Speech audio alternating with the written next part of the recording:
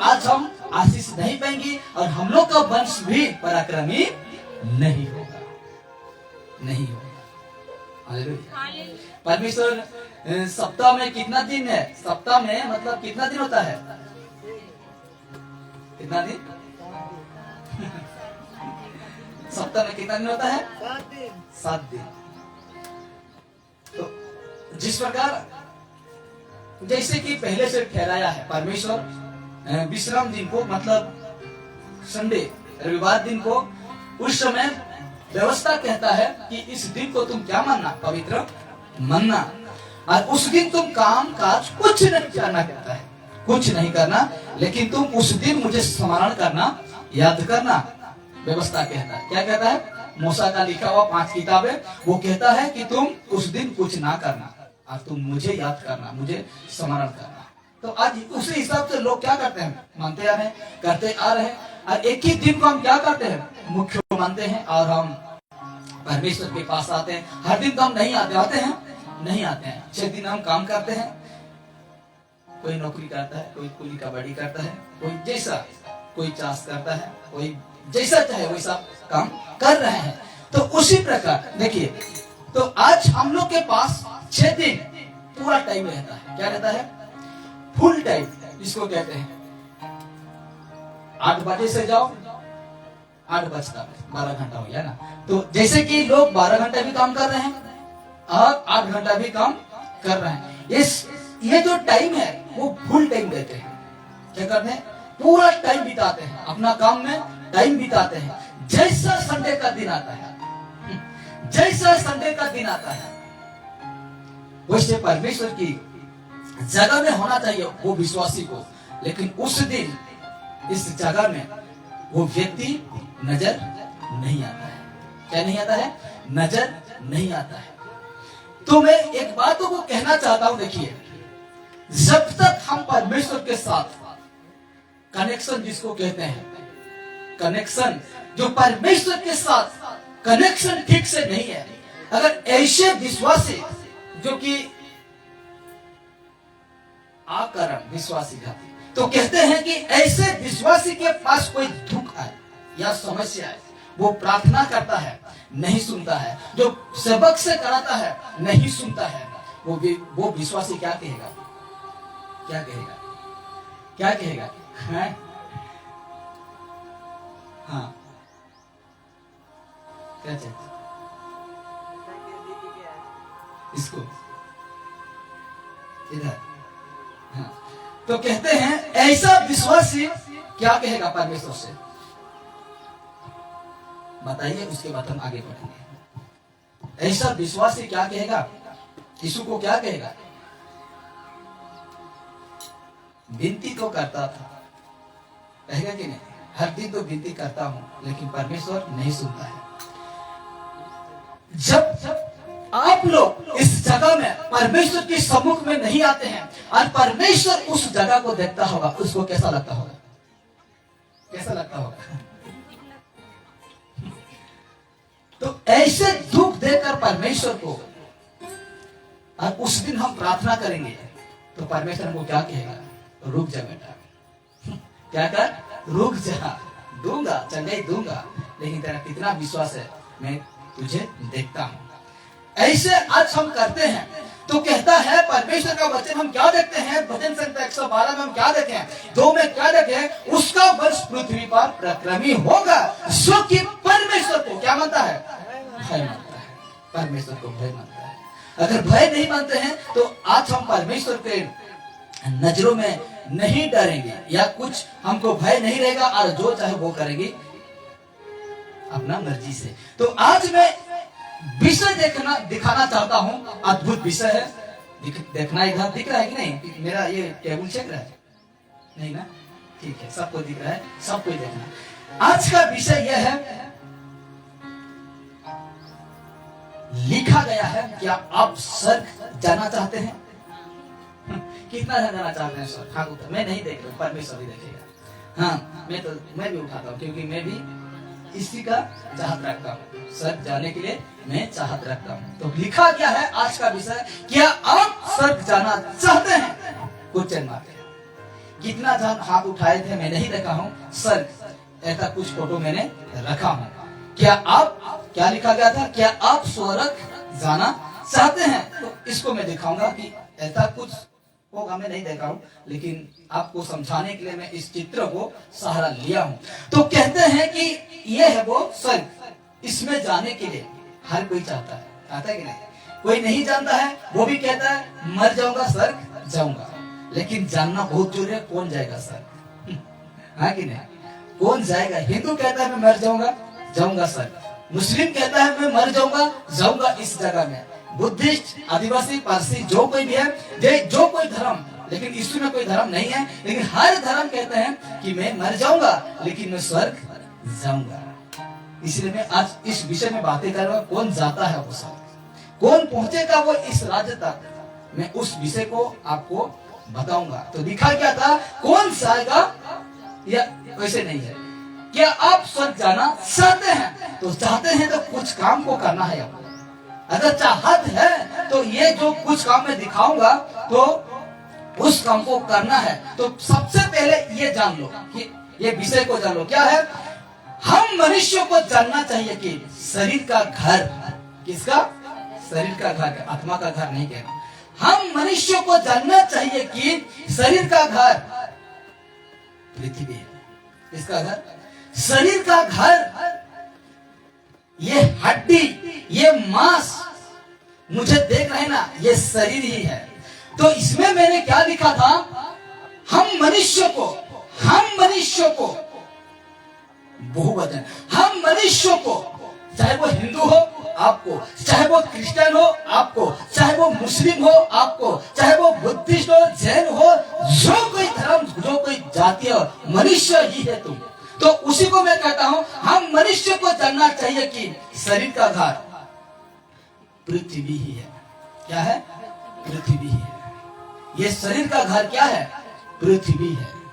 और आगे दिखाता हूं, आगे मैं दिखाता हूं, ये भी जानना चाहिए, शरीर का घर को जानना चाहिए, और हम मनुष्य को जानना चाहिए कि आत्मा का घर, किसका घर? आत्मा का घर दो है, दो है। हेवन यानी स्वर्ग, हिल यानी नरक। या तो अच्छा काम किए हैं, परमेश्वर के साथ अच्छा रिश्ता रखे हैं, यहाँ जाएगा। अगर परमेश्वर के साथ ठीक नहीं है तो इधर जाएगा। मैं इसको कह नहीं सकता कि मतलब आत्मा का घर, एक तो यहाँ जाएगा, दूसरा नरक या स्वर्ग जाएगा। इसलिए कहता हूं शरीर का घर ये पृथ्वी है, और दूसरा जो आत्मा का घर है, आत्मा का जो घर है वो है यहाँ। कोई सा भी आप यहाँ पहुंचेगा। अच्छा कनेक्शन है, यीशु का बातों को मानते हैं, यहाँ आ जाएंगे। अगर अच्छा नहीं है तो यहाँ आ जाएंगे, अच्छा नहीं है तो इस दो जगह में भी कहीं भी आत्मा जाएगा, कहीं भी आत्मा जाएगा। तो हम जान चुके हैं कि शरीर का घर, कहिए, शरीर का घर पृथ्वी है, आत्मा का घर दो है, एक तो स्वर्ग, एक तो नरक। जो अच्छा काम, अच्छा काम मतलब बहुत सारे अच्छा काम कर रहे हैं, कोई दान दे रहा है, कोई क्या कर रहा है, लेकिन जो परमेश्वर के साथ वो नहीं है, तो वो भी गई भैंस पानी में। तो लिखा जाता है, आगे बढ़ते हैं तो देखिए अद्भुत शिक्षा। लिखा जाता है एक इंसान जब मर जाता है तो, एक इंसान, मनुष्य, एक इंसान जब मर जाता है तो शरीर पृथ्वी में रह जाता है। एक इंसान जब मर जाता है ना, जिस प्रकार देख रहे हैं, ये शरीर है आत्मा, ये शरीर ये आत्मा, जैसे कि हम मरते हैं तो शरीर को आत्मा छोड़ देता है। क्या करता है? शरीर को आत्मा छोड़ देता है। तो मैंने क्या लिखा, एक इंसान जब मर जाता है तो शरीर पृथ्वी में रह जाता है, शरीर पृथ्वी में क्या होता है? रह जाता है। ऐसा कुछ देखे होंगे, देखे हैं कि नहीं? शरीर को देखे हैं कि नहीं? कैसे रखते हैं? मर जाता है कैसे रखते हैं? इसीलिए मैंने रखा कि शरीर का घर पृथ्वी है, शरीर को यहाँ रहना पड़ेगा। किसको? क्योंकि शरीर क्या है? मिट्टी है, और मिट्टी में उसको मिलना है। इसलिए शरीर का घर कहाँ है? पृथ्वी में। अब देखिए, आत्मा उठ जाता है, आत्मा उठ जाता है। जब मर जाता है ना, तो आत्मा उड़ जाता है शरीर को छोड़कर। आत्मा ऐसे उड़ जाएगा शरीर को छोड़कर। आप मुझे बताइए ये शरीर है, तो ये शरीर कुछ दिन का है, ये शरीर कुछ दिन का है और मिट्टी में मिल जाता है। ध्यान से सुनिए, ये शरीर, ये मेरा शरीर कुछ दिन का है, कुछ दिन दिखेगा इस दुनिया में, कुछ दिन दिखेगा ये शरीर, कुछ दिन दिखेगा। कितना दिन? कुछ दिन, परमानेंट नहीं, कुछ दिन लिखा हुआ है ना, कुछ दिन का है और मिट्टी में मिल जाता है। लेकिन देखिए, लेकिन आत्मा अनंत काल का है, आत्मा अनंत काल का है, कभी नहीं मरता। ये आत्मा कभी नहीं मरता। शरीर को मैं रिपीट करता हूं, ये शरीर कुछ दिन का है, कुछ दिन का है और मिट्टी में मिल जाता है, लेकिन आत्मा, आत्मा अनंत काल का है, कभी नहीं मरता। क्या नहीं होता? आत्मा कभी नहीं मरता। तो आप बताओ मुझे इस जगह में इन दोनों में से मनुष्य को किस पर ज्यादा ध्यान देना चाहिए? शरीर या आत्मा पर? Hallelujah, hallelujah. हम जाने ये शरीर है, ये आत्मा है। ये शरीर कुछ दिन का है, मिट्टी में मिल जाए। मैं खुद को, मेरा खुद का शरीर को कह रहा हूं, ये शरीर और कुछ दिन बचेगा, या तो कल, या तो परसों, या नसों, या तो कब, मैं नहीं जानता, लेकिन परमेश्वर मेरा मृत्यु कब होगा वो जानता है। इसलिए कहता है ये शरीर कुछ दिन का है, लेकिन जो ये आत्मा है अनंत काल का है, ये कभी नहीं मरता। तो हम जाने शरीर मरता है लेकिन आत्मा नहीं मरता। तो इन दोनों में से ज्यादा ध्यान किस पर होना चाहिए? शरीर या आत्मा पर? किसके ऊपर हमको ध्यान देना है? आत्मा पर। हालेलुया। कैसा लग रहा है? अच्छा लग रहा है ना? अभी जाओ वहां, इतना नचवाएगा आपको, इतना नचवाएगा, लेकिन ऐसा शिक्षा वो नहीं देगा। क्या नहीं करेगा? ऐसा शिक्षा नहीं देगा। ये सारे खुराक, ये सारे बातें मुझे यहोवा परमेश्वर और उसका आत्मा काम करता है। ये परमेश्वर मेरा जीवन में काम करता है। और आपको, ठीक है, आप निर्बल हैं, आप कमजोर हैं, आप भोकुआ, जिसको कहते हैं बेवकूफ है, लेकिन मैं आपको सियाना बना दूंगा। क्या बना दूंगा?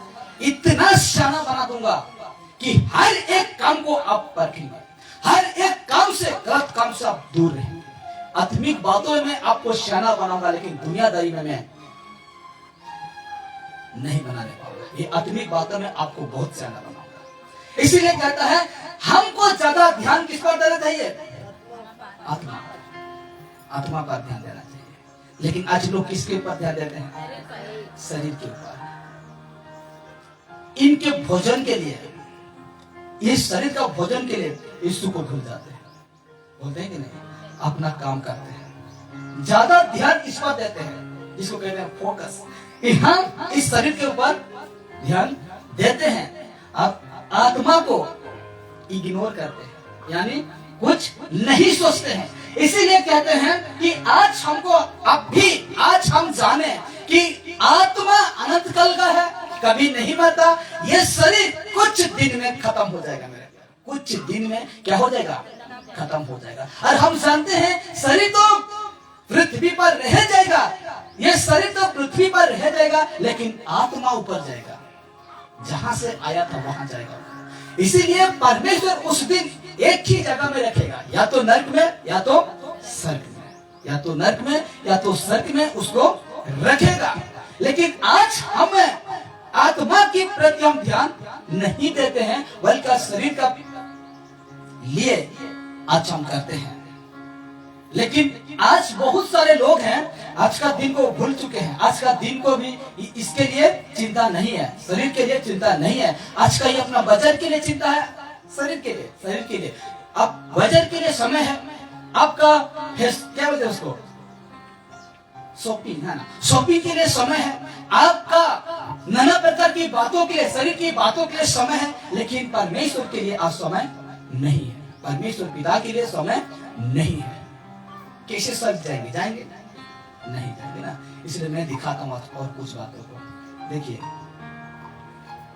जो शरीर के लिए चिंता करता है उसके लिए वचन है, जो शरीर के लिए चिंता करता है ये कामों में अवश्य अवश्य जरूर फंसा होगा, या तो फंसेगा या तो फंसा होगा पहले से। देखिए देखिए कौन स्वर्ग नहीं जाएगा, मैं आपको बताता हूँ। पहला कोरिन्थियों 6:9 में कहता है, क्या तुम नहीं जानते, पौलुस कह रहा है, क्या कहता है, क्या तुम नहीं जानते कि अन्यायी लोग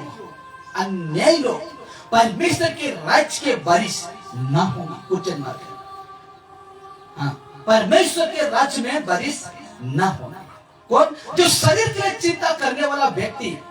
देखिए, जो शरीर के लिए चिंता करता है उनके लिए है, क्या तुम नहीं जानते कि अन्यायी लोग परमेश्वर का राज्य के वारिस ना होंगे। धोखा ना खाओ। क्या ना खाओ? धोखा ना खाओ। आज हमको धोखा नहीं खाना है। भाई क्या कह रहे हैं कि आज हम जिस कलिसिया में है उसी में रहो। मैं थोड़ी मना कर रहा हूं आपको जाने के लिए, कहीं भी जाने के लिए हम थोड़ी मना कर रहा हूं। मैं उस दिन आपको मना करूंगा जिस दिन आप गलत चर्च में जाएंगे। आप सही में जा रहे हैं, जैसे हम लोग हैं, जैसे हम लोग का कलिसिया जो सत्य में जा रहा है, अगर वैसे कलिसिया में जाते हैं तो अभी से क्या मैं भी सैल्यूट करूंगा।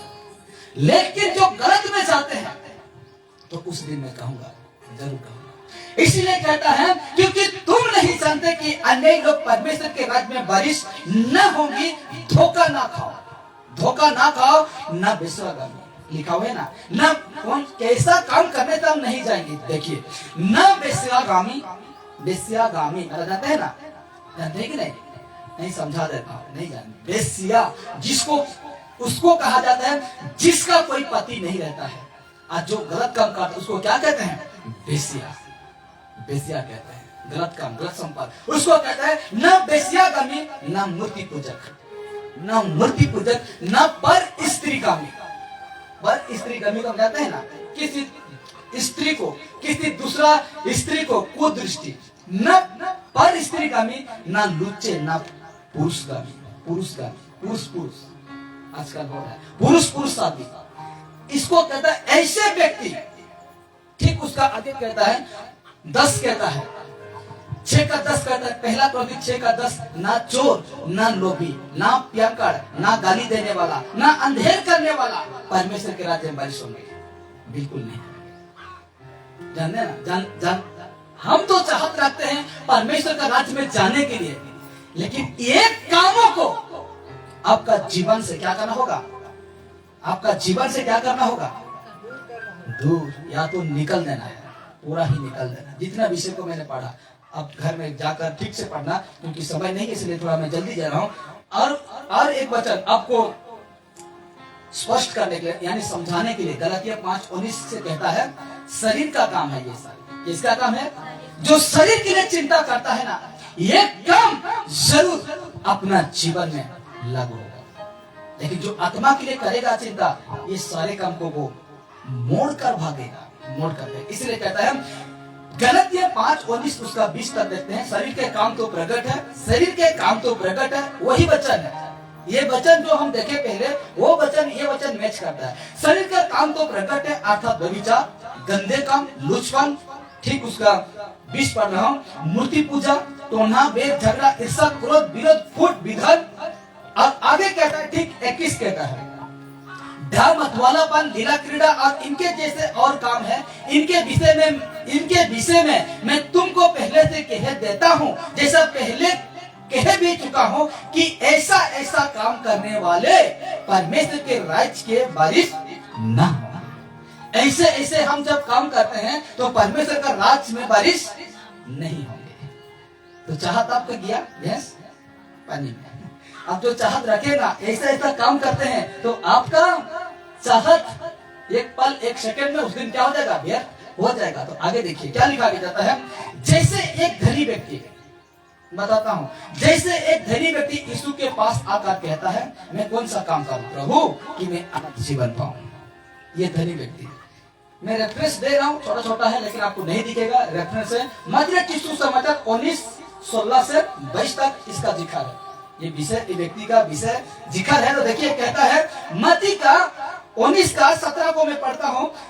लिखा जाता है उसने उससे कहा, इसने उसे, यीशु से कहा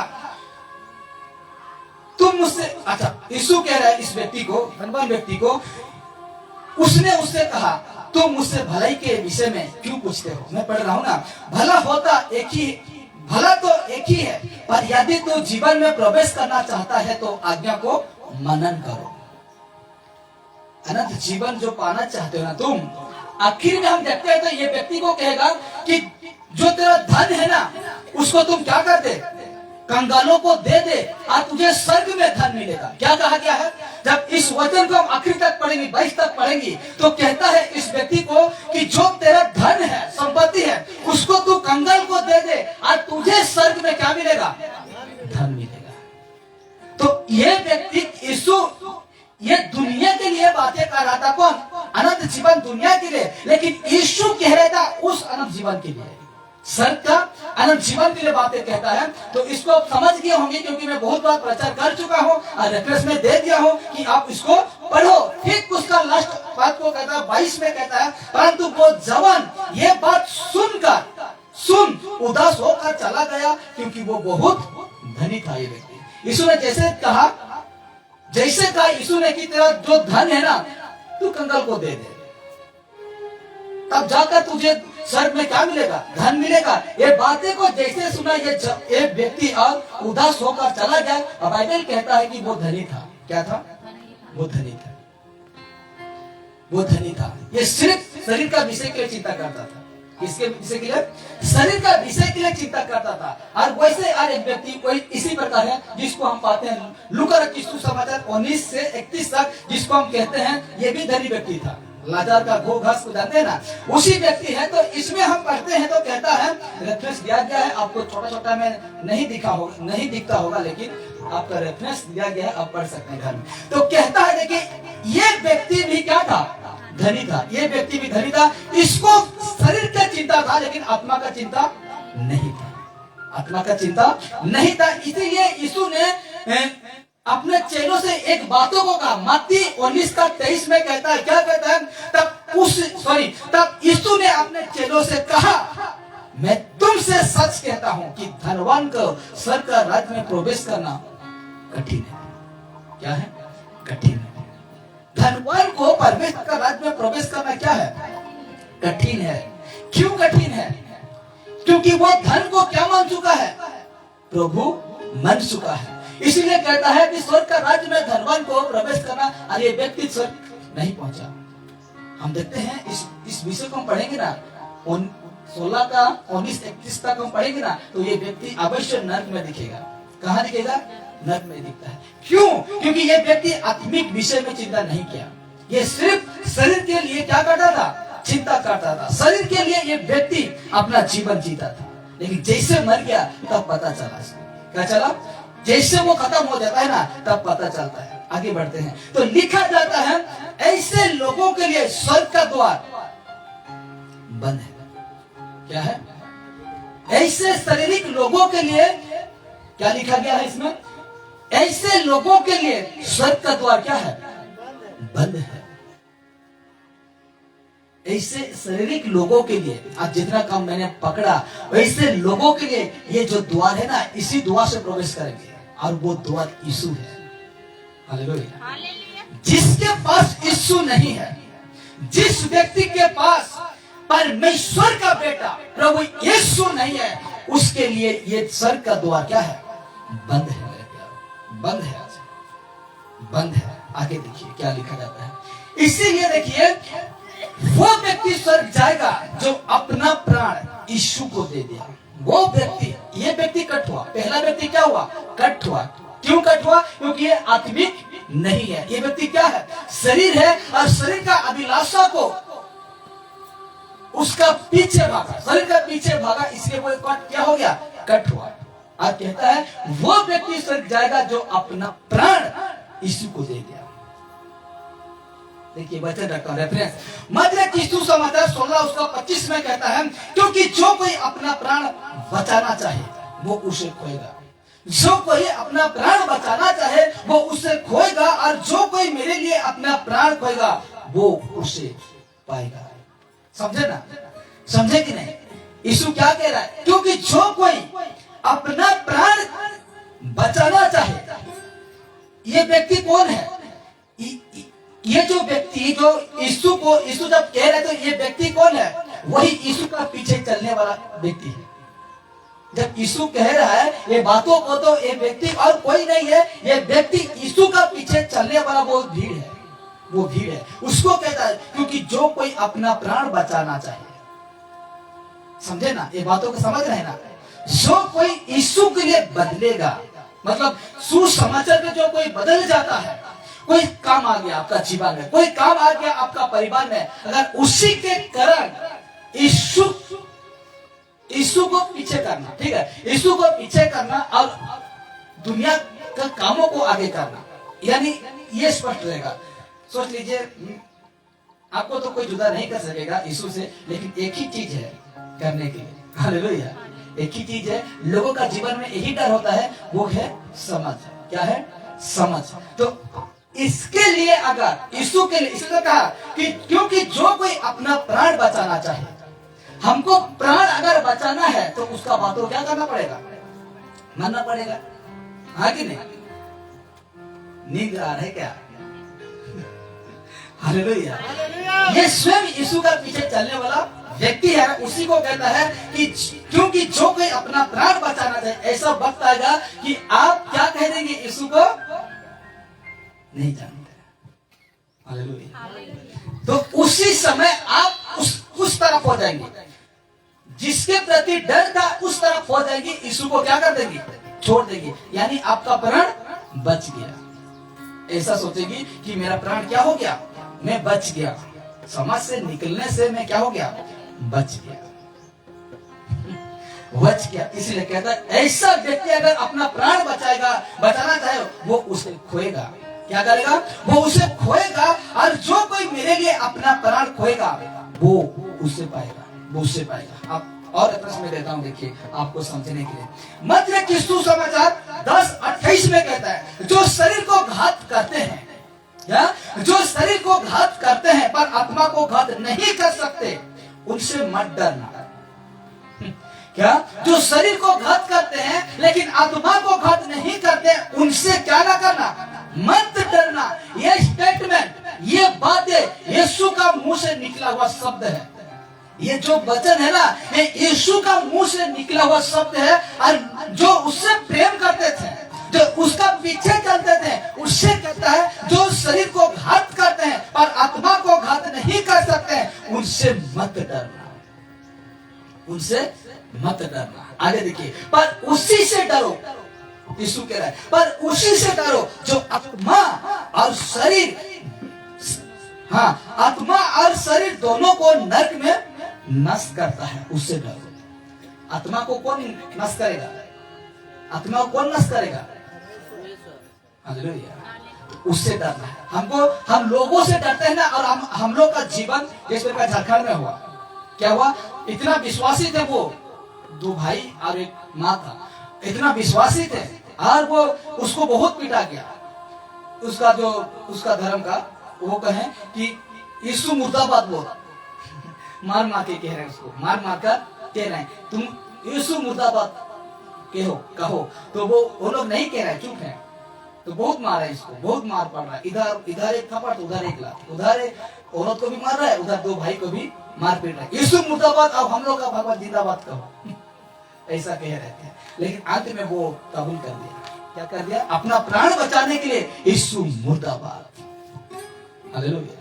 और अपना प्राण बचाया, लेकिन अपना प्राण खो चुके हैं। क्या कर दिए? अपना प्राण। यही तो है परीक्षा, यही तो है मेरे प्यारो परीक्षा। यीशु के उस दिन वो व्यक्ति, वो परिवार क्या कर दिया? अपना प्राण बचाने के लिए वो बदल गए। क्या हो गया? वो बदल गए। इसलिए कहता है मत डरो, तेरा शरीर को नष्ट करेगा ना, मत डरो। जैसे तुम मर जाओगे मेरे पास तो पहुंच जाओगे। हालेलुया। शरीर रह जाएगा, ये तो मिट्टी है, मिट्टी में मिलेगा, लेकिन जो आत्मा है कभी नहीं मरता, वो मेरे पास आएगा। इसलिए कहता है जो शरीर को घात करते हैं, आत्मा को नहीं घात हाँ, पर आत्मा को घात नहीं कर सकते, उनसे मत डरना, पर उसी से डरो जो आत्मा और शरीर दोनों को नरक में नष्ट करता है। आप कोई नहीं कर सकता, वो यीशु है।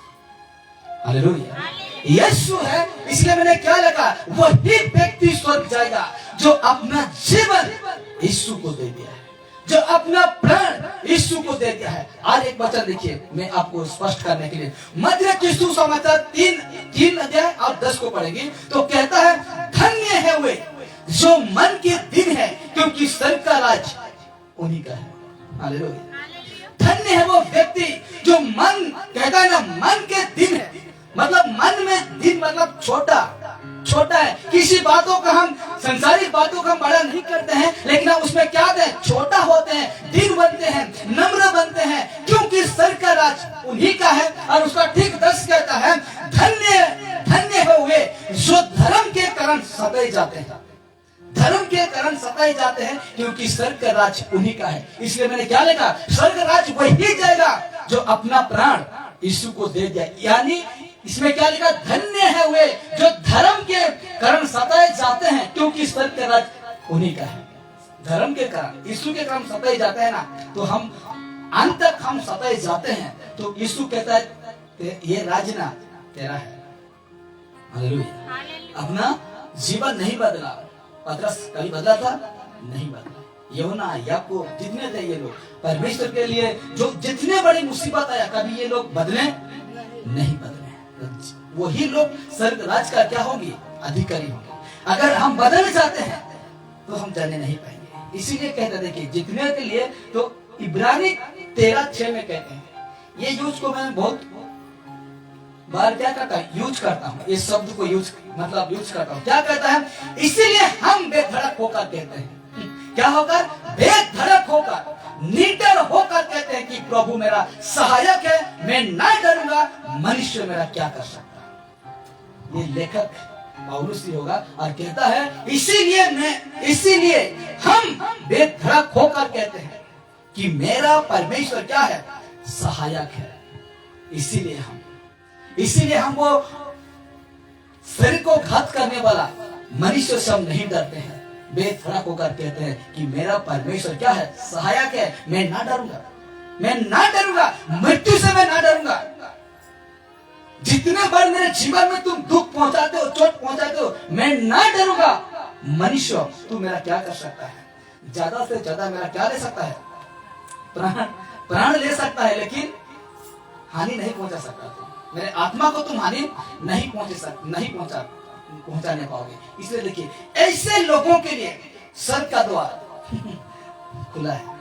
हालेलुया, ऐसे लोगों के लिए जो यीशु को अपना जीवन दे दिया है, शहीद जिसको कहते हैं, शहीद हो गया है, उन ऐसे व्यक्ति के लिए, ऐसे विश्वासी के लिए, ऐसे सबक के लिए पहले से खुला है।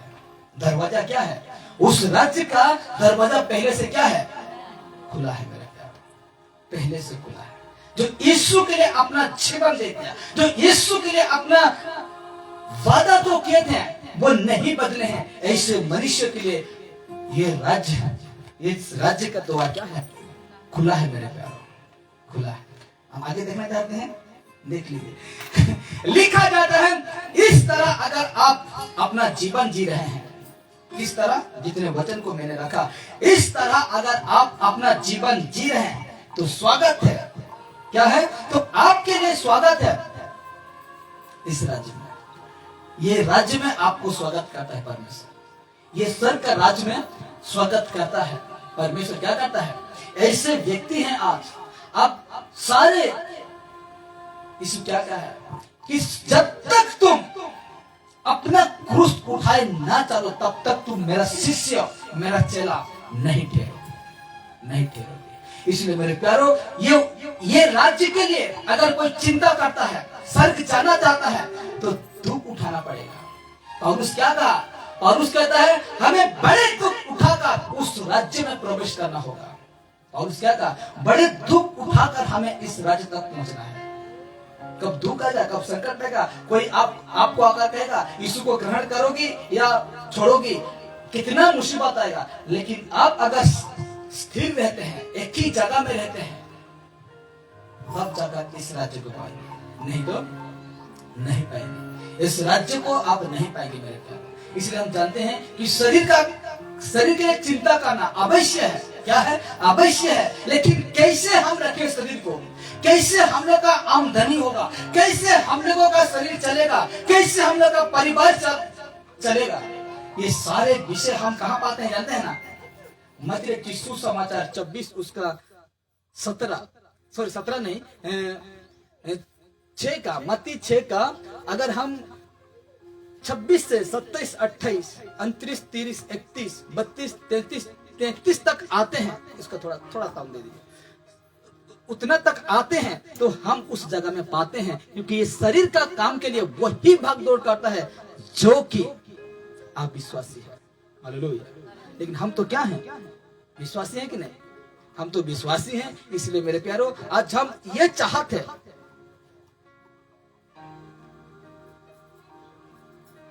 यहाँ जाने के लिए हमको चाहत है, तो मेरे प्यारो आपको दुख उठाना पड़ेगा। क्या उठाना पड़ेगा? दुख उठाना पड़ेगा। बहुत बड़े दुख कहा, और उस क्या कहता है? बड़े दुख उठाकर हमको उस राज्य में प्रवेश करना होगा। इसलिए आप इस विषय में जाने कि हम यदि चाहत रखते हैं तो हर मुसीबतों को हमको सामना करना पड़ेगा, हर मुसीबतों को हमें लड़ना पड़ेगा। इसलिए दाऊद राजा ने कहा, मैं डरता नहीं किसी से, मैं घोर अंधकार तराई में होकर चलूं तो भी मैं मेरा हानि से मैं नहीं डरता हूं। क्यों नहीं डरता हूं? क्यों ऐसा नहीं करता हूं? क्योंकि परमेश्वर तू मेरा कहाँ है? साथ है। परमेश्वर तू मेरा साथ है। इसलिए मैं किसी बातों को नहीं, मेरा हानि से नहीं डरता हूं। कहता है जो मेरे लिए हानि होगा उसके लिए मैं नहीं डरता हूं। और ऐसा कोई व्यक्ति कदम उठाता है, ऐसा कोई व्यक्ति कदम बढ़ाता है, वही व्यक्ति इस राज्य का अधिकारी होगा, नहीं तो नहीं होने पाएंगे। आइए खड़े हो जाते हैं। परमेश्वर का धन्यवाद हो कि आज हम ऐसे विषय को सीखे कि आज हम जानते थे कि मैं प्रार्थना जाने से सिर्फ मैं स्वर्ग का राज्य का अधिकारी हो जाऊंगा, मैं जाकर वचन सुनने से मैं सिर्फ परमेश्वर का राज्य का